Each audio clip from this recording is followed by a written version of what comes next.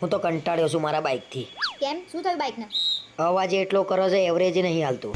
અને સાધન સારું ના હોય ને એટલે ચલાવવાની ના મજા આવે. હા તો નવું લેવું હોય તો નવું લઈ લો. કયું લઉં? બુલેટ લેવાની ઈચ્છા છે મારી. શું બોલ્યા તમે? સંભળાયું નહીં મને. એમ કહું છું, બુલેટ લેવાની ઈચ્છા છે મારી. બુલેટ લેવું નહીં, કાન ખોલીને સાંભળ પેલા. હા તો ઈચ્છા જ રાખવાની, બાકી બુલેટ લાવવાનું નહીં આપણે. અપાચી તો લાવવા દે કે નહીં? ચૂપચાપ સાઈન લઈ લેવાનું. આટલા મોંઘા બાઇક લઈને હપ્તા ભરવાના, પેટ્રોલના ખર્ચા. અરે ભાઈ, મોંઘું બાઇક હોય ને તો આમ 4 જણાને લાગે તો મોંઘું બાઇક છે, આમ રોલા પડે. હવે રોલા પાડવાની જગ્યાએ તમારા શરીર ઉપર ગોબા પડી જશે. મારા શરીર ઉપર કેમ ના ગોબા પડી જશે? તમે મોંઘું બાઇક લાવો હપ્તેથી, પછી હપ્તા ના ભરો એટલે મારા હાથેથી તમારા શરીર ઉપર કેવા ગોબા પડે? એટલે ટૂંકમાં હું બજારમાં પૈસાવાળો લાગુ એ તને ગમતું નહીં એમ ને? પૈસાવાળા હોય ને એમને બતાવવાની જરૂર ના પડે કે હું પૈસાવાળો છું એમ. તો પછી લોકોને કેમ નહીં ખબર પડે કે આ પૈસાવાળો છે એમ? મુકેશ અંબાણી સાયકલ લઈને આટો મારવા નીકળે ને તો એને કહેવાની જરૂર ના પડે કે હું પૈસાવાળો છું. અને તમે બુલેટ લઈને નીકળો ને તોય કોક એમ જ કે આ કોકનું માંગીને જ લાવ્યો હશે. એની વાત તો સાચી છે. પેલા મારા જોડે આવું થયેલું છે.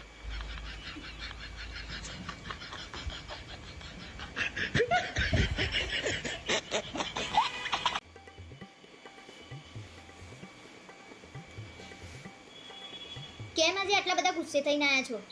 મૂક ને, અત્યારે મારે વાત કરવાનો હોય મૂડ નહીં. અરે શું થયું એ તો કહો પણ.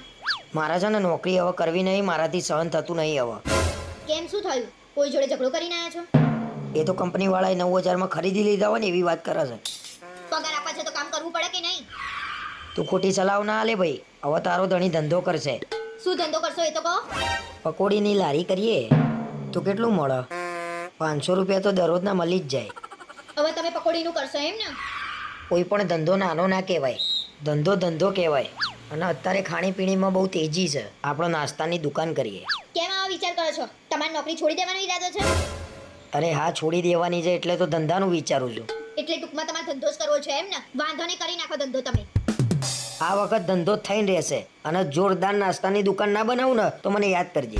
આપણે સરસ દુકાન બનાવીશું, પણ તમારા જોડે પૈસા કેટલા છે એ તો કહો. 10,000 જેવું રોકડા પડ્યા છે અને 20-22,000 જેવું ખાતામાં પડ્યું હશે. 30,000 માં તો ખાલી દુકાનની ડિપોઝિટ જ ભરાશે. બીજું બધું કેમનું કરશું એ તો કહો. અરે એ તો બધું થઈ જશે. તમે છાનામાના નોકરી ચાલુ રાખો. શેઠિયો મારે ને તોય નોકરી તો કરવાની જ છે. અને મારા દાગીના તમારા જોડે પડ્યા છે ને એ મને આપી દોજો. મારા મમ્મીને ઘેર મોકલાઈ દઈશ. નોકરીવાળા તો નોકરીવાળા, હવે તો ઘરવાળાને મારી ઉપર ભરોસો નહીં રહ્યો.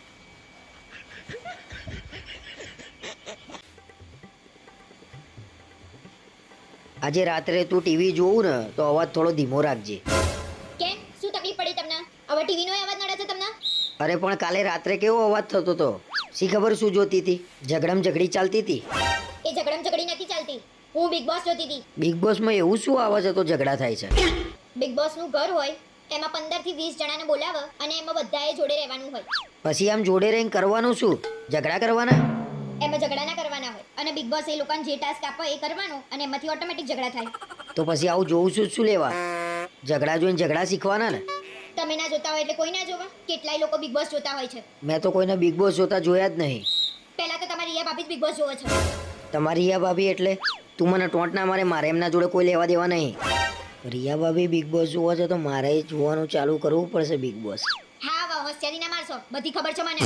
એ બધું છોડ ને, આ બધા બિગ બોસમાં ભેગા થઈને ઝઘડો કરે તો એ ઝઘડવાના પૈસા મળે એમને? હાસ તો પૈસા તો મળે જ ને.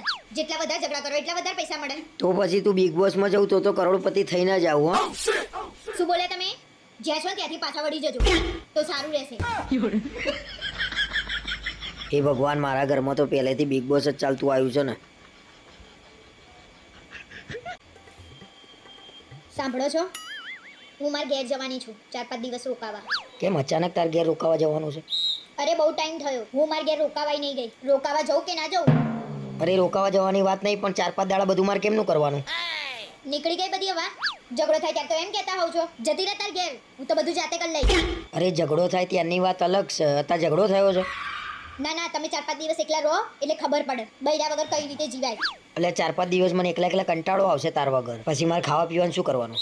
તમે તો એમ કહેતા હતા કે મને જમવાનું બનાવતા આવડે છે, બનાવી લેજો જાતે. સારું, બનાવી લે. એના કરતાં હું મારા મમ્મી ગામડેથી બોલાવી લે.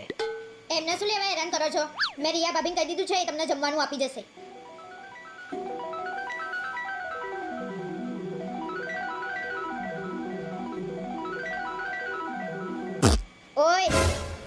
ગયા રિયા ભાભીને ઘરનું ભાવશે ને તમને અરે ગાંડી, તારા માટે તો ગમે તેના ઘરનું ખાઈ લે.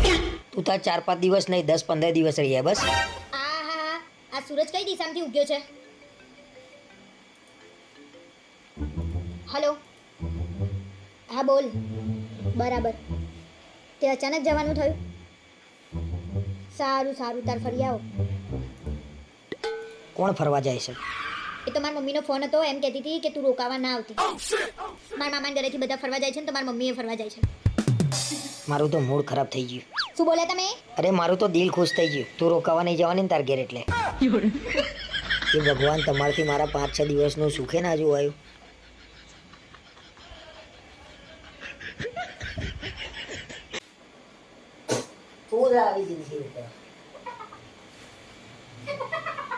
કાલ તમે મને મૂવી જોવા લઈ જવાના છો ને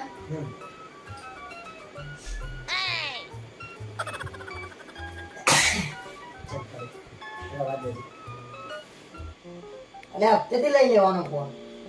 આટલો બધો મોકો ફોન રોકડેથી કોણ આપે છે એ લોકો હપ્તેથી રોકડેથી ચાલીસ રાખવાનું હતું પણ ના એ બધે રોકડાથી ક્યાંથી લાવવાના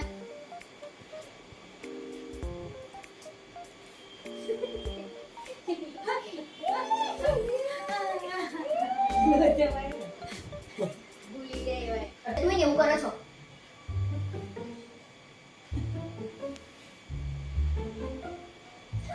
કયો ડાયલોગ હતો? શું બાબુ કયો ડાયલોગ હતો?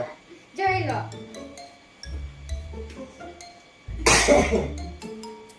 હારું ભાઈ કાલ કેટલા વાગે જવાનું છે મેં રિયા ભાભી કહી દીધું છે એ તમને જમવાનું આપી જશે ઓય ક્યાં ખોવાઈ ગયા આ જગ્યા ખતરનાક છે. ક્યાં ખોવાઈ ગયા રિયા ભાભી ઘરનું ભાવશે ને જમવાનું અરે ગાડી ગમે તેના ઘરનું ખાઈ લે. તારા માટે તો ગાડી હું ગમે છું. 4-5 દિવસ રોકાવ કેમ અચાનક તાર ઘેર રોકવા દઉં? અરે કેમ હશે જાઓ તમે કરી આવશો હું નહીં કરું ના હું નહીં કરું જા ને, ના ભાઈ હું શું લેવા કરું યાર ગમે તેના ઘરનું ખાઈ લે તારા માટે તો ગાડી. ક્યાં ક્યાં હશો? આ ત્યાં તમે મેં જોયા નહીં હશે. વિડિયો બતાવ હા આઈ જાઓ